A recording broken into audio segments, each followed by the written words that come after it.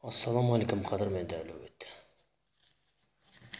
Енді бүгін біз мынау сөзімізді жалғастырайық. Ислам деген айтып өткеніміздей эволюциялық процесс деп. Бұл енді несіменен қалайша эволюционный процесс, крылья эволюционный процесс деп аталады. Ислам деген жалпы мағынаның өзі бейбітшілікпен өмір сүр деген жалпы жол ғой, танымның өзі. Енді бұл төрт тақтылы, екі факторлы, бір позициялы таным деп айттық. Бұның ішіне кіреді төрт кітап, яғни Тәурат пайғамбарларымен қосып. Кітап иелері енді пайғамбарларымен қосып кіреді ғой бұның ішіне. Тәурат, жаңағы Забур, Библия, Құран. Бұны жалпылама айтқан кезде бұның ішінде кәдімгі мынау пятый угол знания дейді. Пятый угол знания деп отқаны бұл ғылым, 1% ғылым ізденген. Сол кәдімгі мынау бильярд ойынының құрылымындағындай болып тұрған не ғой бұл, былайша айтқан кезде. Кәдімгі былайша айтқан кезде бұны соғанға дейінгі аралықта өзі үш этаппен, исламның өзі үш этаппен не қылады, анықталады негізінен алған кезде. Үш этаптық таным деп саналады. Біріншісі создание дейді. Содан кейінгісі разработка, үшінші этап бұл подключение дейді.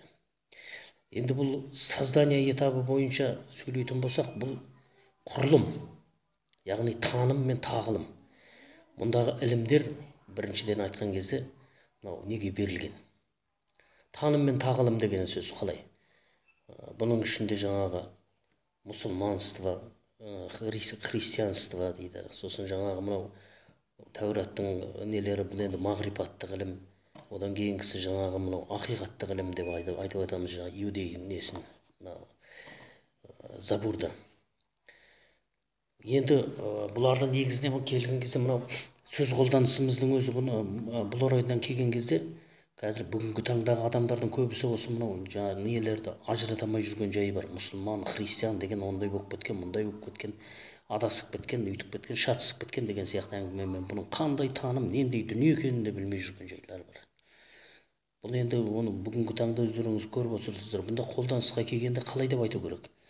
Мысалы, исламның діні Құран деп айтады.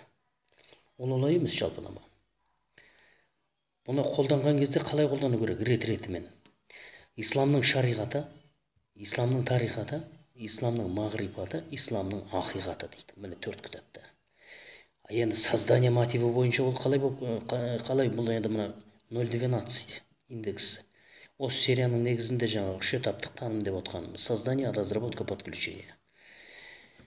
Енді бұл создание мотиві бойынша бұл жердегі нәрселердің көбісі мына Құранда айтылып отырғандай көздер мен құлақтардан сұралады дейді. Бір Құран аяттарында айтылады ғой.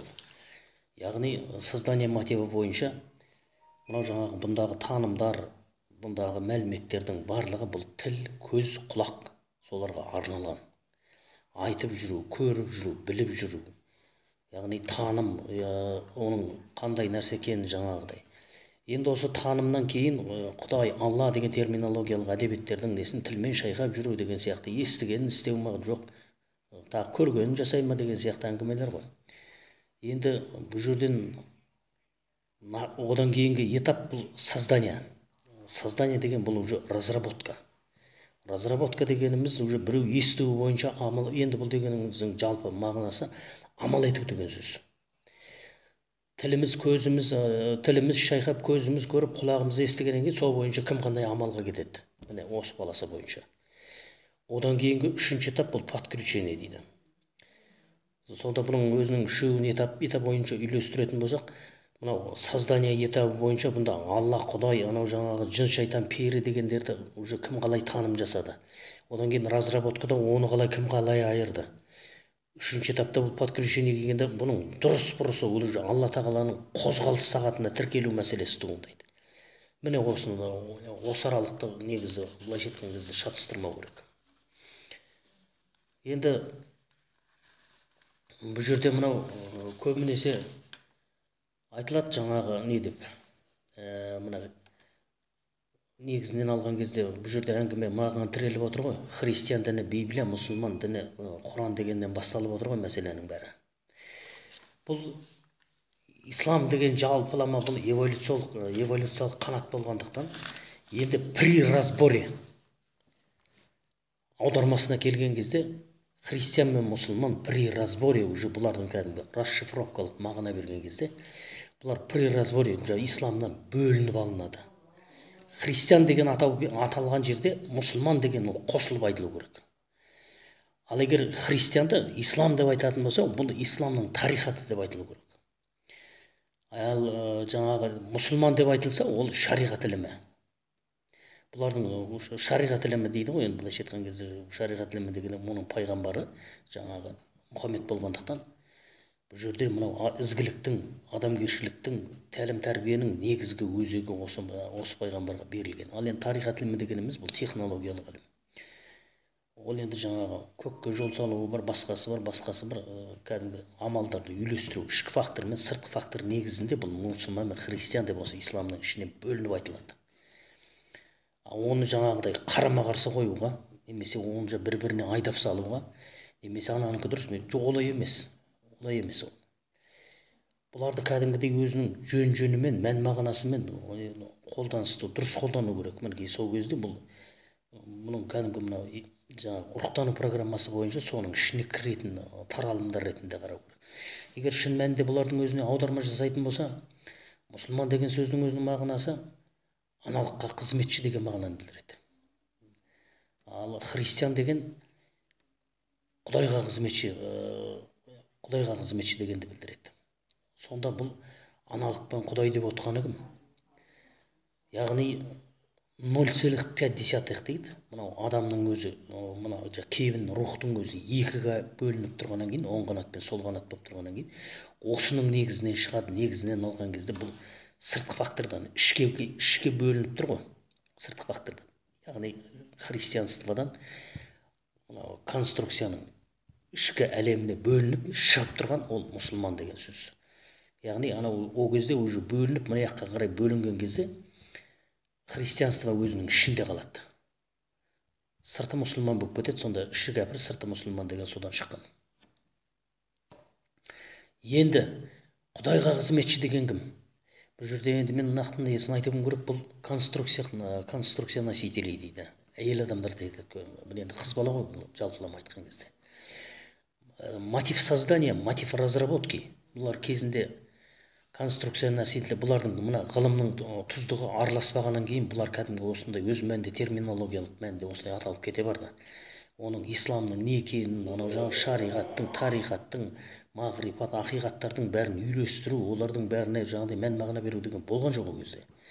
Бұлар осының мотивімен келді, енді келіп мінекей осындай нәрселерден көп адамдар өзінің жолын таппай жатқан жайы бар. Ғылымның тұздығы не қылғаннан кейін, араласқаннан кейін, негізінен алған кезде мынау Алла деген конструкциясы қыз баламенен, сосын кейін Құдай деген цикловой переходтағы атауы. Әке мен шеше деген мағына ғой. Былайша айтқан кезде координаттық өкілдерде бұл періштелерге солай берілген, әке мен шеше деп берілген. Ата-ана дейміз жаңағы мына не деп координаттық өкілдердің тілінде, мүшіріктер тілі дейді, басқа періштелердің тілі, солардың тілінде олар солай аталады. Енді бұл негізінен алған кезде цикловой переходтағы несі жаңағы жабық түр мен ашық түр дегендегісінің жолы бойынша соларға берілетін негізгі атау. Алла Құдай деген. Алласы бұл жаңағы несі конструкция носитель дейді, женщина. Енді мына жаңағы не бойынша шариғат пен тарихатты біріктіру кезінде бұлар уже Құдай болып, сыртқы факторға Құдайға қызметші болып кетеді. Әйел адамдардың өз ішінен шығарылады уже бұлар. Жаңағы неге? Мынау жаңағы Сүлейменнің разработкасы бойынша. Мінекей осылай осы жаңа скрещение, амалдастыру дегеннен шығып отыр ғой. Скрещение, амалдастыру. Осы кезде жаңағы создание, разработка и подключение дейді. Подключениеге келген кезде бұл уже 0220 деген сериямен кеткен кезде Алланың 99 есімімен жұмыс істеуде екі жаққа бірдей Алла болып кетеді. Екі жаққа бірдей, ол уже мұсылман, христиан деген бұл жерде жоқ ешқандай. қозғалыс сағатының үкімімен шешімі біледі, болды, бітті. Бұдан басқа уже анау мотивпен созданиемен разработкада қалады олардың танымдық жаңағыдай разработкалық мәнерлері, атаулары нелері. Мына үшінші этапта бұлар уже алла болып кетеді. Мінекей сондықтан да мына Құранның негізгі сендерге ақиқат етіп түсірдік